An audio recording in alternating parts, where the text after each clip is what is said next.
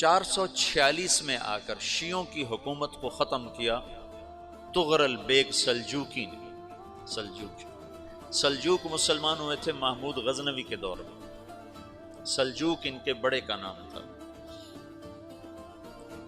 تو ایک دفعہ محمود غزنوی نے سلجوک سے پوچھا اگر مجھے تیری مدد کی ضرورت ہو تو کتنے آدمی پیش کر سکتے ہو؟ تو اس نے ایک تیر دیا، کہا یہ ایک تیر ہے میرا، کسی کو یہ تیر بھیج کر میرے علاقے میں بھیج دو تو چند گھنٹوں میں 1,00,000 تلواریں تیرا پیرا دینے کے لیے تیار ہوں، میرے پاس اتنی طاقت ہے۔ تو یہ سلجوک کی نسل میں تھا تغرل بیگ۔ اللہ تعالیٰ نے جب عرب زوال کا شکار ہو گئے اور ضعف کا شکار ہو گئے، جیسے بڑھاپے کا کوئی علاج نہیں، جب قوموں پہ زوال آتا ہے تو اس کا بھی کوئی علاج نہیں، پھر اور قوم کو جگہ ملتی ہے۔ جیسے بڑھاپا ایک فرد پہ آتا ہے، ایسے بڑھاپا قوم پہ آتا ہے۔ قوم کا بڑھاپا جوانی میں نہیں لوٹ سکتا، جیسے فرد کا بڑھاپا جوانی کی طرف نہیں لوٹ سکتا، قوم کا بڑھاپا جوانی کی طرف نہیں لوٹ سکتا، کوئی علاج نہیں، نئی نسل کا آنا ہی علاج ہے۔ تو عرب دھل چکے تھے، 600 سال بہت ہوتے ہیں حکومت کو، اپنی صفات گم کر چکے تھے، اب نئے خون کی ضرورت تھی۔ تغرل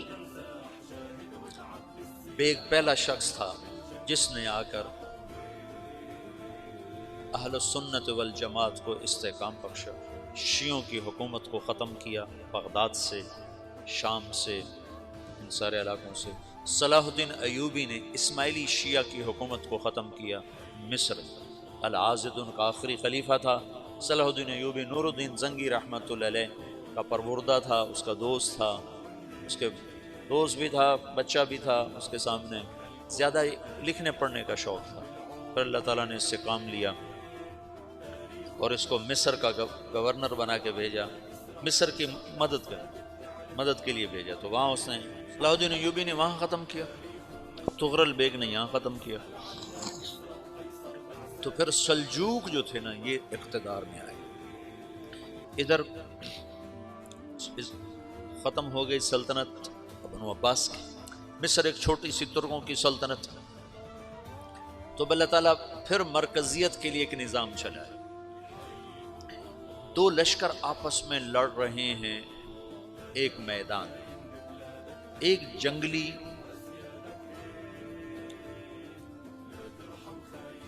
بدوؤں کا قافلہ، جنگل کے لوگ اپنے قبیلے کو لے کر، ایک جنگلی قبیلہ اپنے سردار کے ساتھ نقل مکانی کر رہا ہے ایک جگہ سے دوسری جگہ۔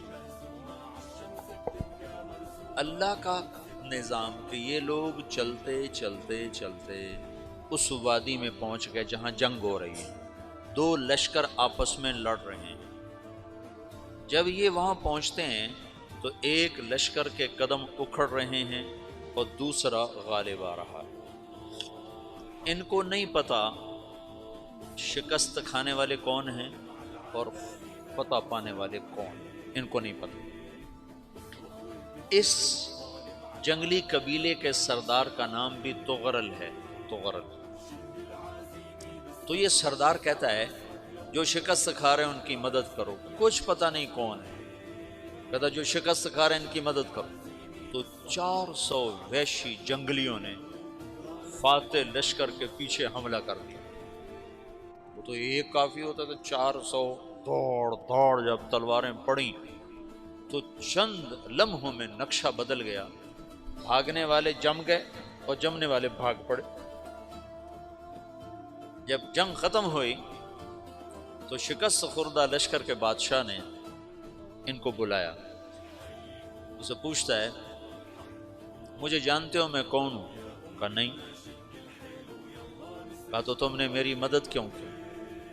کہا انسانی ہمدردی کی وجہ سے، تمہیں شکست ہو رہی تھی اس لیے تمہاری مدد کی۔ اور اس نے اپنا تعارف کرایا، میں ہوں سلیمان سلجوکی، ترکی کا بادشاہ۔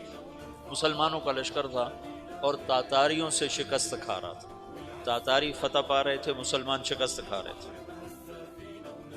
تو وہ اللہ کی غیبی مدد بن کر آئے، تو وہ اس سے کہتا ہے میرے ساتھ رہنا پسند کرو، تم نے میرے اوپر احسان کیا ہے، میں اس کا بدلہ دینا چاہتا ہوں، میرے ساتھ رہنا پسند کرو گے؟ کہنے کا کر لوں گا۔ تو اس کو لے کر ترکی آیا، اور استنبول اس وقت روم کی حکومت میں تھا، اسے فتح کیا اس تغرل کے آگے چوتھے پانچویں پڑپوتے محمد فاتح نے۔ تو یہ استنبول ہے، یہ ترکی ہے، بیچ میں ایک چھوٹا سمندر ہے، یہاں ایک جاگیر ہے۔ تو سلطان سلیمان کہتا ہے یہ جاگیر تجھے وقف ہے، ادھر سے رومی مجھے تنگ کرتے ہیں حملے کر کر کے، تو میرا دفاع کرتے رہنا، یہ جاگیر تیری۔ تو اس جاگیر پہ اس نے اپنے قافلے کو آباد کر دیا، اپنے قبیلے کو، اور ایک چھوٹی سی حکومت بنا لی، جو ایک صوبہ سمجھو سلمان سلجوقی کا، وہ ایک چھوٹا سا صوبہ ہے۔ وہاں جب یہ رہ پڑا تو پھر یہ ایک شیخ کے بیعت ہوتا ہے، وہاں شیخ طریقت ہے، ان کے یہ بیعت ہونے جاتا ہے، وہ اس کو رات اپنے پاس ٹھہراتا ہے، تو ایک کمرے میں ان کا خادم ٹھہراتا ہے۔ یہ جب کمرے میں جاتا ہے تو سامنے دیوار میں طاقچے پر قرآن پڑا ہوا ہے، تو یہ تغرل بیگ کہتا ہے یہ کیا ہے، یہ کیا ہے؟ تو وہ خادم کہتا ہے یہ کتاب اللہ ہے، قرآن ہے۔ اچھا، وہ اس کو وہاں چھوڑ کے باہر چلا جاتا ہے۔ وہ دیہاتی آدمی، جنگل کا رہنے والا، پہلی دفعہ زندگی میں قرآن دیکھا، وہ کہتا ہے یہ قرآن ہے، اللہ کی کتاب ہے، میں اللہ کی کتاب کے سامنے سو جاؤں، کتنی بے ادبی ہے۔ تو اس نے ایسے قرآن اٹھایا اور سر پہ رکھا اور کھڑا ہو گیا، ساری رات قرآن سر پہ رکھ کے کھڑا رہا۔ رات کے پچھلے پہر اس کو خواب آیا، کھڑے کھڑے اس نے دیکھا کہ اس کی پشت سے ایک چاند نکلا اور شیخ کی بیٹی کے سینے میں جا کے اتر گیا۔ پھر اس لڑکی کے سینے سے ایک درخت نکلا جو پھیلتے پھیلتے پھیلتے 3 بر اعظم پہ چھا گیا، افریقہ پر، یورپ پر، ایشیا۔ پھر اس کی آنکھ کھل گئی، وہ کھڑا ہوا ہے، تو اس نے صبح یہ خواب اپنے شیخ کو سنایا، تو انہوں نے اپنی بیٹی اس کے نکاح میں دے دی۔ اس بیٹی سے ایک بچہ پیدا ہوا، تغرل بیگ نے اس کا نام رکھا عثمان، عثمانی ترک نام سنو، جو میں نے کل بتایا تھا کہ 1924 میں وہ خلافت ختم ہوئی۔ تو ایک بیٹا پیدا ہوا عثمان۔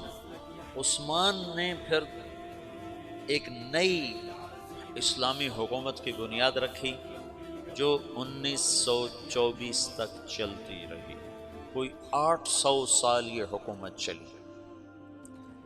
تو حکومت کا شیرازہ بکھرا، لیکن پھر جڑ جاتا تھا، پر وہ قرن اول والا جوڑ کبھی نہ پیدا ہوا، ٹکڑے بن گئے۔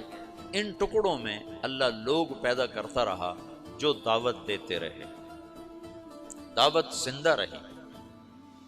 جو تربیت کا نظام تصوف کے ساتھ تھا اب وہ تبلیغ کے ساتھ تھا۔